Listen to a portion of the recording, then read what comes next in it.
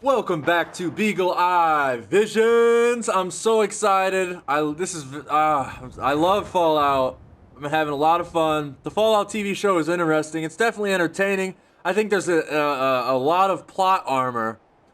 But anyways, Boston Celtics won the game tonight, so I figured I'd do some grinding. I wish you guys could see the shirt that I'm wearing because I found it at Goodwill a couple months ago. And it's an amazing shirt. It says Boston Baseball, established 1901. It's a completely all 100% green shirt, like emerald language.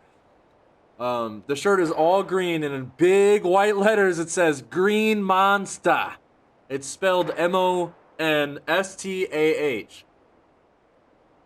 The Green Monster. So fans of Fallout will definitely recognize that reference. We're going to keep grinding. We're on episode number 40 of the CubbyWhole podcast. Thank you for choosing Beagle Eye Visions. Let's get some more knowledge. This is the part of the episode where they get really deep. I'm very excited. Let's see what's going on. Hopefully we'll make it to Thicket Excavations. These characters are getting really strong, I've noticed. They're tanks, or at least the super mutants are. Super mutants take so much bullets. I'm gonna have to go back to Good Neighbor, stock up on some ammo. But anyways, let's get to the grinding. Let's go. So we have to get that out of our head if we're going to be an adult in our pursuit to go further in this study.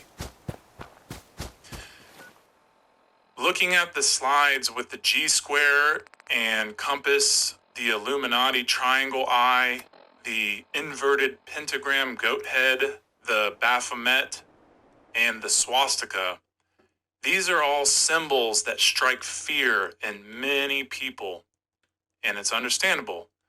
Not only are many people made to fear these symbols because of the evil within the stories we're told about them and what they're tied to, but because most are simply ignorant of them. Most people don't have a clue or don't even want to know about these. Yes, I just want to add, it is not healthy to live in any sort of fear. Do not live in fear. Safety in this life is not guaranteed. It's just temporary. Keep that in mind. Symbols. And this behavior is perfect for the dominators of this world, as it creates easy opportunity to enslave their minds subversively. The minds of the ignorant masses, that is. And to be honest, in a world full of people who willfully stay ignorant to symbolism, the sorcerers, the dominators, the dark occultists, they are very symbol literate, and I'd imagine they are loving that most people willfully stay ignorant to symbolism because it makes their control become that much easier. And as Brandon has demonstrated so well in show 38 especially, is how cosmic symbols are used to sell us ideas, whether for good or for bad. It's subversive and mostly used for control. These symbols are. A lot of these symbols are. And to reiterate what subversive symbolism is it's a subliminal undermining of the public by usage of words, images, colors, numbers, symbols, anagrams, and rhythms which are directed into the subconscious mind. If you want to go ahead and add something, Brandon. Well, I would like to state that was very well put together, Nate, and I'm glad that you brought all that to the table. Bringing up the 5 platonic solids is very important for people to understand. I think that is something that a lot of people tend to steer away from when it comes to this knowledge. One thing I do want to tap onto or talk about, bring up, was something that you said at the beginning, which was about science and how they say there is no real proof for symbolism. And I said this on podcast 38 as well, which is they're very hypocritical when it comes to this, because without symbols, without the symbolic nature of reality, they have no means to gather evidence whatsoever, because all the evidence that they're gathering is based off symbolism, whether it's done through a microscope or anything studied in quantum mechanics or anything that's studied in a physical level where we're repeating the sciences over and over and seeing if we get the same result or different results. We are using a symbolic reference and a symbolic nature to understand these things. And this goes two ways. One way is that we are determining the symbols of nature and what they actually are and whether they are constant or variables. And also, we are using our own symbolism that we've mimicked from nature to understand these things, because all of our languages at some level are based off of things that we see and hear in nature. All of our forms that we create are based off of things that we see and hear in nature. And this also goes with the emotions too. And a lot of this goes back to what I spoke about when it goes to archetypes, that the entire universe is based off of an archetypal building block structure. And it is reasonable to conclude to build something, you have to have the building materials to construct. And if you do not, then you will not construct anything because you don't have the building blocks to do that.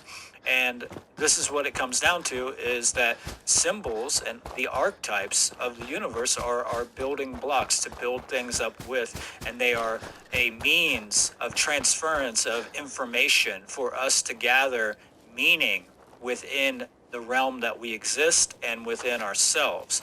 So I feel it's really, really insane that we see the supposed geniuses of the world poo-poo symbolism and really, dog on it and disregard it as not a form of science, while they themselves, their entire idea of scientific deduction is based upon symbolism, and without that, they have no means of understanding anything in reality. Right. They're waiting on some, well-known paid lab coat guy to tell them what symbolism is and that it actually does something. And even then, they probably would dismiss it, because, people actually have come forth that have made it into the mainstream, and, it is dismissed. But that's a big loss for a lot of people, or for most people who have that mindset, because it really truly is incredible when you get into the science and art of symbolism, because it really does reveal so much about who we are and how we operate and how we can, really understand our past. So it's so vital to understand. It just really is unfortunate. I can't agree with you any more on that.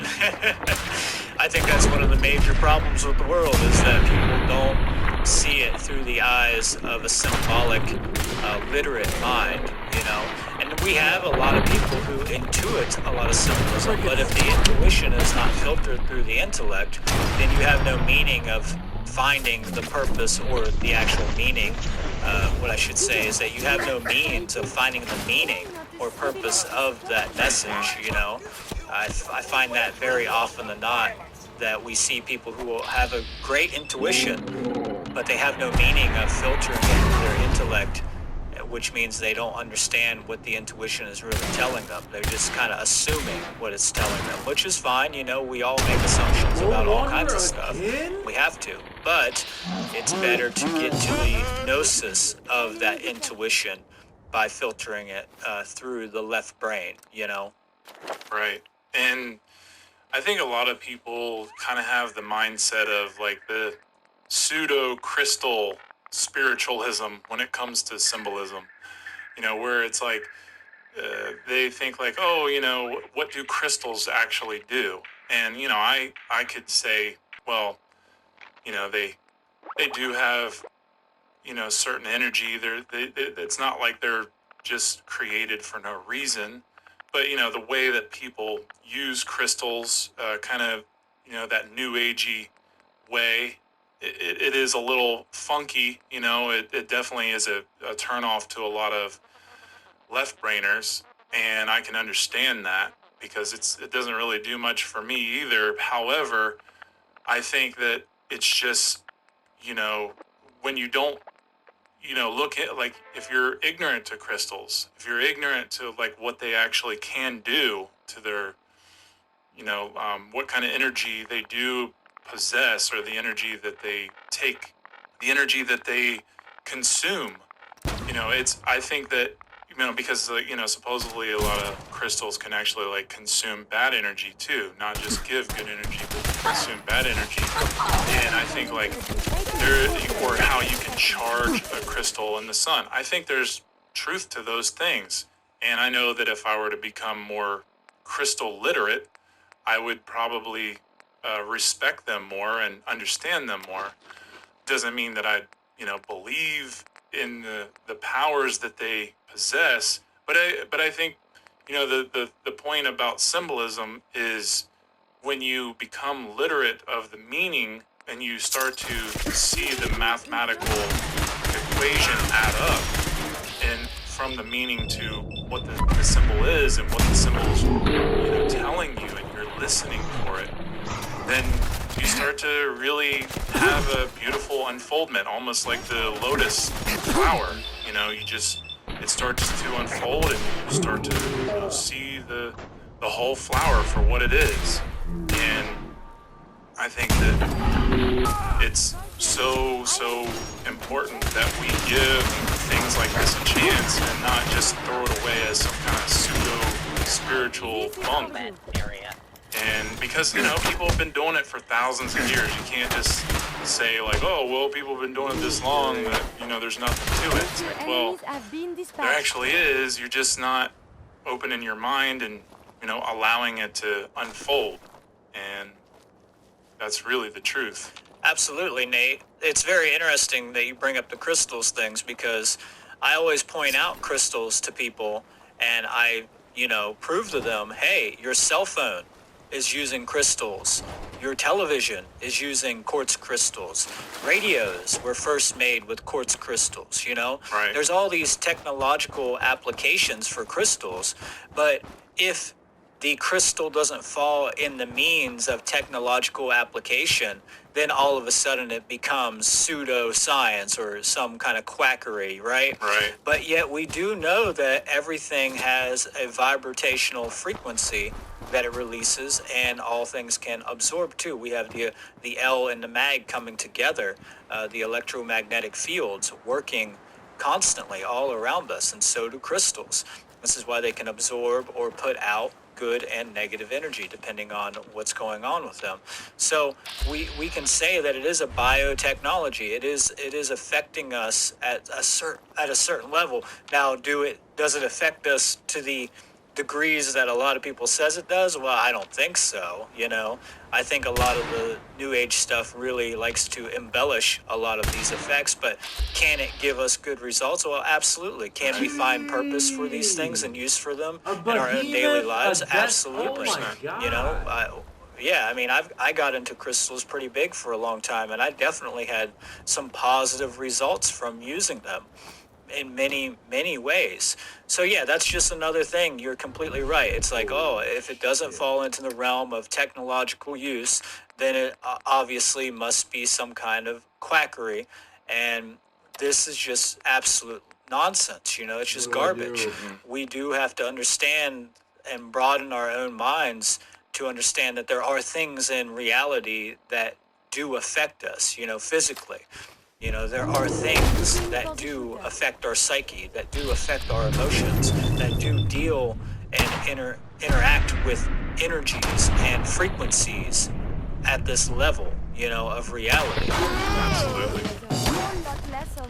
It's such a vast topic, and to go down that road of symbolism you just can't go wrong with it. That's the beauty of it, because the more symbolic you become in your mind, or the more symbolical minded, I don't know if that's the right word, but The more you become symbol literate, the more everything starts to unfold. You start to see nature before your eyes like you've never seen it.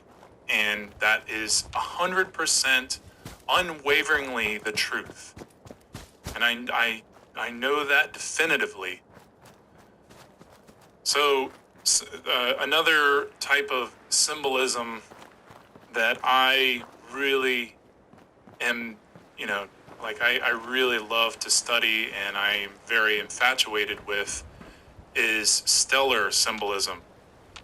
And Brandon is going to give us a breakdown of the subversive use of stellar symbolism. So if you want to, Brandon, go ahead and let us know a little bit about that. Yes, since I've been covering a lot of astrotheological symbolism and its uses in, commerce and media and Hollywood and things like that, I felt the continuation with this topic would be very, very wise for us to go down. The first thing I would like to say is that when I speak through these next few slides that you can find on the CubbyWhole website, the first thing I'm going to do is I'm going to be giving you the meaning and interpretation of the symbol, and it's going to be positive and negative, both uses of them. And like Nate said, it is neither at its essence, but it's, I'm talking about how it's being used. But at a certain level, there is an innate essence of meaning to all of these symbols that is unwaverable, it's innate, it does not change, it's immutable. So that's what we're trying to get to, is the root of that essence of the symbols. And how it relates back to our subconscious mind and our own psyches, and how it affects us on an emotional and mental level in our own daily lives. So when it comes to stellar symbolism, it is one of the most occulted forms of symbolic understanding that I have ever come across. It is very easy to find solar and lunar symbolism all over the place. And yeah, some may say that, oh, well, we do have a lot of symbols for, let's say the stars and the heavens above. And that is correct. We do. We do have a lot of places that we find these symbols being used, like I broke down the star in episode 38. When I'm specifically speaking about stellar symbolism, it is more so in the context of the stellar cult and the most ancient symbol and forms, the most ancient symbolic forms that we have ever used, that have been carried down the history with us into the modern day, and how they have been perverted and actually almost lost. Most of these symbols and meanings have almost been completely lost, and it is luckily that we have some remnants of these symbols left to piece back together the ancients' understanding of these symbols. So the first symbol I'm going to get to, and you can follow along with these slides, is the double-headed axe, or also known as the gavel. This is one of the oldest symbols known to man, and it is one of the most powerful symbols that has ever come into existence. It holds almost every single form of science and knowledge within its form. And like I explained before, the more simple the symbol, the more knowledge that can be stored within it. And this symbol was one of the first symbols of the Comedian people, that and Kemet is Egypt, by the way, but of the Comedian people and the stellar cult. So if you're looking at the slide with me, I'll give the meaning and interpretation of the symbol that you see on the screen. Now, what you see on the screen is 3 sticks crossed, and it is very important to understand the shape of the symbol. And first thing I would like to say is pull out whatever you can just by looking at the symbol intuitively. A lot of people tend to rely upon other people's meanings and interpretations. Well, the first thing you should definitely do is see what you can find. Do your own work and see what you can pull out of any of these symbols, and see what resonates with you at that level, and see if it is ubiquitous with what somebody else is saying, or like myself, you know? So the meaning of this symbol in the most simplistic way, this is going to be the most simple explanation of the meaning of each of these symbols I'm going to go through, especially this gavel symbol. I could not cover or hope to cover the entirety of the vast amount of knowledge that is stored within any of these symbols, especially this one. So the meaning of this symbol is, simply put, the highest of high. It is divine authority. It is representative of the one great spirit. It is representative of unity, alignment. It is representative of truth, creation, eternity, omnipresence, direction, and extension of power. Now I'm going to give a little bit of history to help you understand why this is. And I'm also going to explain how this connects to nature and how this is the first symbol of nature. So the sacred double-headed axe, which is called the Egyptian neter, or netcher, which is spelled N-E-T-E-R. And in the Egyptian language, there was no vowels, so it was just spelled N-T-R. And this is where we get our word nature from. This is very, very important to understand, because this is the first symbol of nature that was put into form, that is carried down throughout the ages to us in the modern day. And this symbol was created by the stellar people and their advancement and their evolution. And this was representative of a pantheistic worldview where nature was looked at as the one great spirit. This is why it's associated as well with the one great spirit. And if you're comfortable calling it God, then call it God. A lot of people in Freemasonry call it the grand architect of the universe. I personally like that phrase. I tend to use that quite a bit. So, like I said, the word neter, or nature, is where we get our word nature from. So the single-headed axe, which is a further evolution of this, which I will be explaining in the future, but I'm going to go ahead and just give you a brief understanding of this here, represents primacy in the north and comes after double-headed axe. So it's a further evolution where we have now different types of implements in our tool making and also in our mythology. And so you see the change from the double-headed axe into the single-headed axe. And we're going to talk about that, like I said, in a future slide, and I just wanted to bring that up here. But this first double-headed axe also means double power. And it was the balance between the pole stars, venerating in the Egyptian mythology of Horus and Set, but also matter and spirit, or the north and south. As the axe became single, it started to represent material over the spiritual realm. Since the south is venerating the spirit realm and the north is venerating the material realm, or the day sky. And I spoke about primacy in the day sky before in the previous episode. So this is also where we get our modern flagpole from, and the flag is derived from. But this symbol comes from the earliest life cults and hero cults that came into existence in ancient Kemet. And eventually they turned into the death cults, where the mythology started to turn into the eschatology, and there's an overlap between mythology and eschatology. Now, eschatology simply means the final resting place of the soul or the spirit. So the first phase of the gavel was the three sticks cross. The second phase of the gavel was known as the sacred axe, the double-headed axe, and it represented the grand chief, the great hammer, like the hammer of Thor, and was another symbol for Horus, their chief hero, because the stellar people's primary deity was Horus of the northern polar constellation.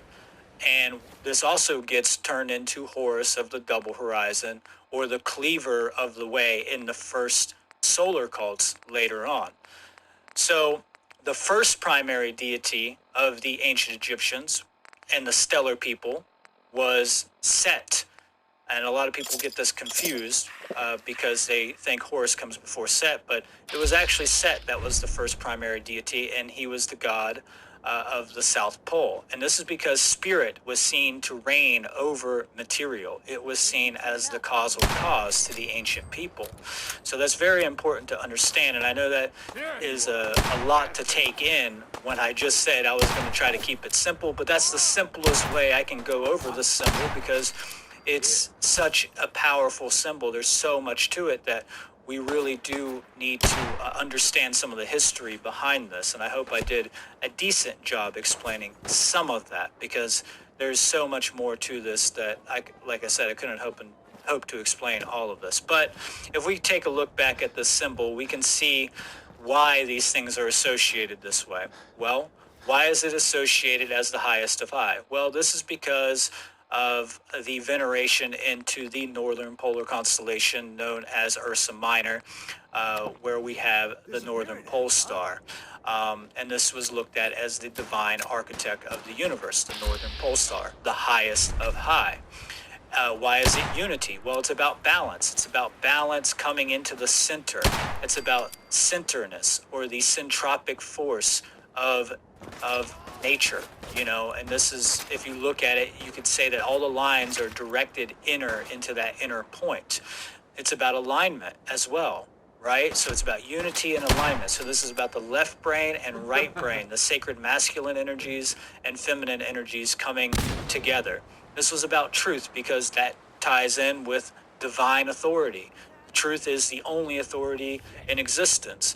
It's about creation because it has to do with God. It has to do with nature. It's about a creative principle in reality. It's about eternity because it is seen to never change. It is always there, and it is a never-changing thing that remains the same no matter what, seemingly, obviously. There are little bits of change, but from our naked eye, it does not change. It's about omnipresence because it is also seen as, the divine deity. It's about direction. So if you look at the symbol, it looks like a signpost as well. It looks like a four-directional signpost. And it is our sign that directs us to the truth. That's what this is. It's a guide to teach us how to get back to the center of truth.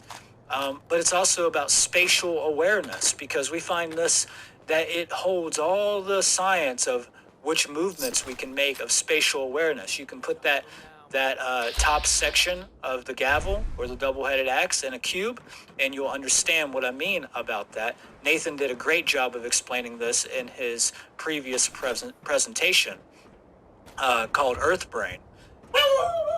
Give me 1 second, Nate.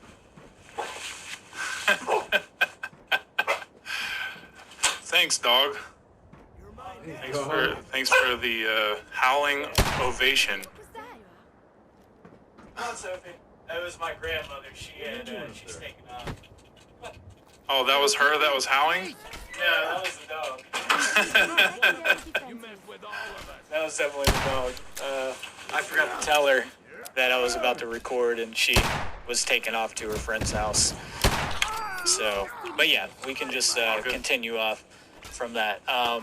So the next and final explanation here is it's about extension of power because this eventually gets implemented into our tool making, which becomes things like a hammer, where we take a rock and strap it to a stick, and we start to carve on that rock and create an axe from that rock.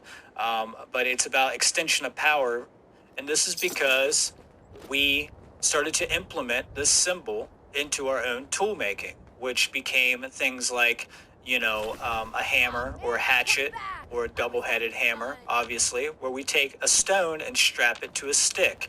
And then we eventually carve that stone out as well and strap it to a stick to make something sharp that we can, cleave things with. So it's the cleaver of the way. It cuts and creates two things. But the hammer is also seen to be a symbol of judgment, of divine judgment. So I want to give a couple examples of how this symbol is used. And I only got 3 here because it's very hard to find this symbol being used in the world, besides in very specific areas. So one place that we see it all the time, one place we see this symbol being used subversively, when you go shopping. If you are a shopper at Walmart, that's their symbol. They use the symbol of the gavel. It looks like a star. And there's a lot more to this when it comes to the 7 points of this and the mythos of Horus, but I'm not going to explain all that right now. I'm just going to give you the explanation of the subversive uses here. So yeah, Walmart is using the symbol of the gavel as a proxy for, to be the one great spirit, the place where you go to get all your information, the place that you go to get the truth, the place that you go to get your nutrition, right? All this stuff. So it is taking up that position of a grand architect. We also see this symbol in a military operation called Jade Helm. And if you look at the next slide, you'll see this symbol where you have 2 arrows crossed over top of a dagger. And then over top of the 2 arrows, you have a wooden shoe. And this wooden shoe was the shoe that they would put on the Jews in Nazi Germany to make sure that if the Jews were trying to escape, they could hear them running down the streets and they could make sure to execute them or catch them. Okay, so this is very, very dark symbolism being used here. It also says, master the human domain.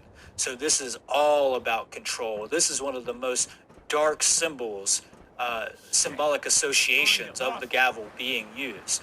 So if you're not familiar with Jade Helm, I definitely recommend looking into that. But I mean, that symbol right there is so powerful.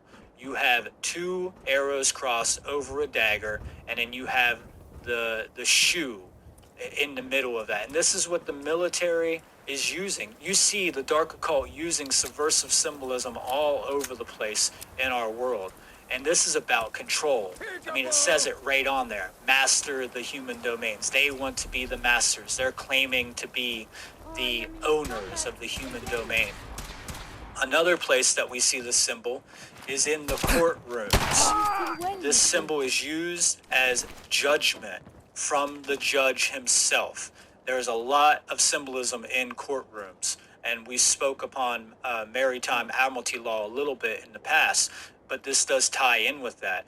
But the judge is using this symbol of the gavel to represent that he is the divine authority, that he gets to say, or he or she gets to say what is right and wrong. They determine arbitrarily what right and wrong is. And this is that extension of power, because they are claiming that they are God's deputies, or they are actually God itself. They are claiming they are the highest of high.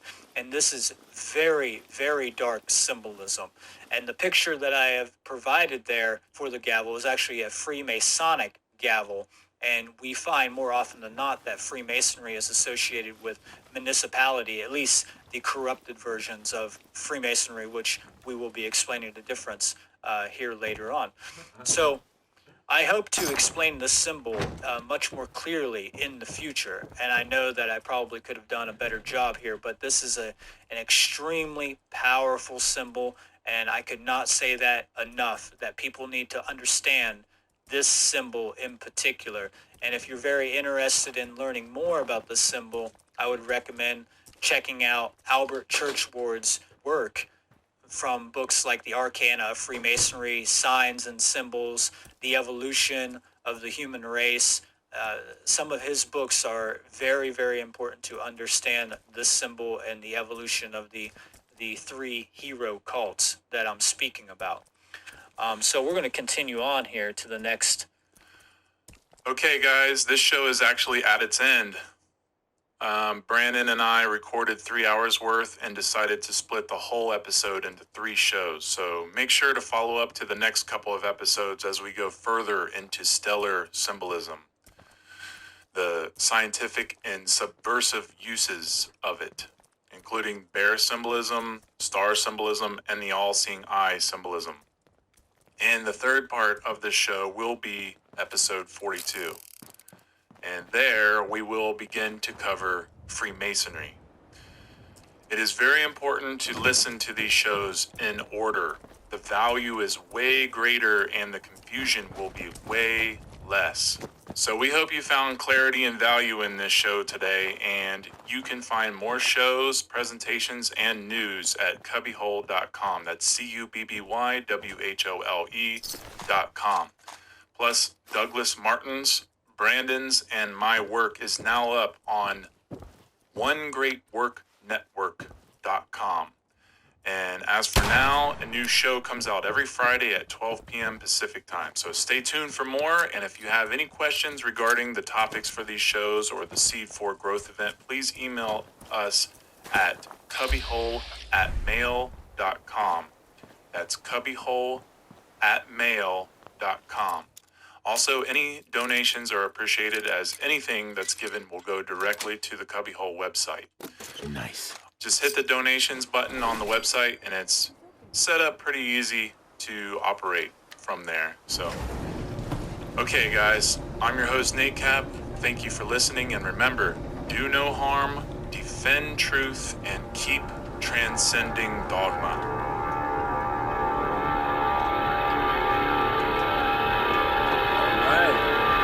So that wraps up another amazing episode. This episode was, oh, I just almost fell off the cliff. This episode was wild, dude. I saw a naked behemoth, ran into a Mirelurk queen, ran into an albino deathclaw. Like, what's going on, dude? I'm at the northern part of the map, too. Like, that's crazy. Oh, I cleared it though. So and then this dude Sully had me repair all these pipes so he could hang out at the bottom of a ravine in his underwear. Like, what? This episode was crazy. That was fun, man. I don't know what they did with this new update, but I love it. Man, this game is so awesome. Gosh, that was a very interesting episode, and it definitely gave me motivation to grind some more. I'll grind some more tomorrow on Mother's Day before I record another episode for Crazy Life Stories. Make sure you stay tuned for Crazy Life Stories, because, man, we've had a lot of crazy life stories on that podcast lately. But wow, I'm baffled at this episode of everything that I just encountered within the span of 30 minutes. That was just mind-blowing. And then to see the thicket excavation, like, what? A staggering number of gallons of water to fill this. Yeah, tell me about it. We just emptied out all the water, Curie. You were there, Curie. You don't remember? Well, anyways. Thank you for made it this far. Shout out to Boston Celtics for winning the game tonight. That was super awesome. It made me happy. Hopefully, man, I'm waiting for Boston to win the championship. They need to win the championship. They got so close last year. Hopefully Boston can do it this year. But that was an amazing episode. Before that episode, I took a break. And I ordered the Midnight Run DVD, like Jerry from Rick and Morty. Jerry, I'm gonna put Midnight Run with the commentary on. Jerry. All right, I need to go to bed. I need to go to bed for Mother's Day tomorrow. I'm cooking all day, and so on my way to bed, I'm gonna watch the movie Point Break. Because I believe it's on Netflix. Point Break and Gary Busey with Keanu Reeves and Patrick Swayze, R.I.P. R.I.P. Patrick Swayze. R.I.P. to my Uncle Doug, too. That's why I ordered Midnight Run. The first time I watched Midnight Run, I was at Uncle Doug's house on Jackson Street in Mishawaka. Oh, it's good stuff. I want to keep grinding. That episode was so much fun, but I have to go to bed. All right. Like I said, thanks again if you made it this far. If you want to support the channel, go ahead and use code BeagleEyeVision. That's singular, not plural. BeagleEyeVision, not visions. BeagleEyeVision at w.gg. Get yourself 10% off the purchase, off your entire purchase, so you can stock up. Order 5 tubs of some Dubby. I drink Dubby every day before work. It literally has no crashes. And we had a crazy weekend at work. So I did have an energy drink, and I had some vanilla Coke from Burger King, and I noticed after using Dubby for a couple months, I noticed a huge difference in the amount of, once I consumed all that sugar, about 9-10 p.m. I started yawning like constantly. Every 20 seconds I was yawning on the days that I drank the energy drink and the vanilla Coke. So I definitely noticed a huge difference. Like, there's no it's sugar free. Every Dubby product is sugar free. Super delicious, man. I don't know what they're doing in the science lab over there in California. Dubby's been doing some amazing. Their flavor is amazing. It's no sugar. It's super healthy. Like I had a toothache before I got sponsored by Dubby. I had an extreme toothache, and now I cut down on sugar a lot.